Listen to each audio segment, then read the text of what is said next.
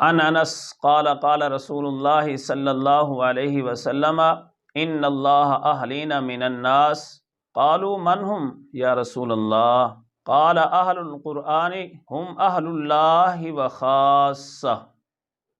رسول اللہ صلی اللہ علیہ وآلہ وسلم کا یہ ارشاد حضرت انس رضی اللہ تعالی عنہ ارشاد فرماتے ہیں کہ فرمایا کہ لوگوں میں سے کچھ لوگ ایسے ہیں جو اللہ کے گھر کے لوگ ہیں، اللہ کے اہل ہیں۔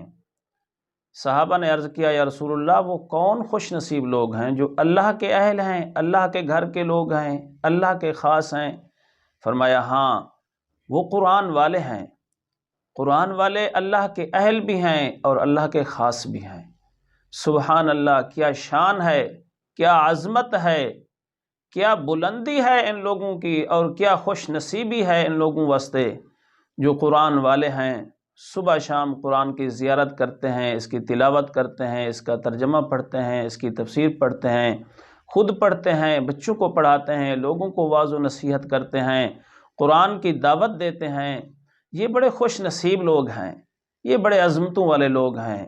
دنیا ان کو نہیں سمجھتی، لیکن اللہ کے رسول فرما رہے ہیں کہ یہ اللہ کے خاص لوگ ہیں اور اللہ کے اہل ہیں اور اللہ کے گھر کے خاص لوگ ہیں۔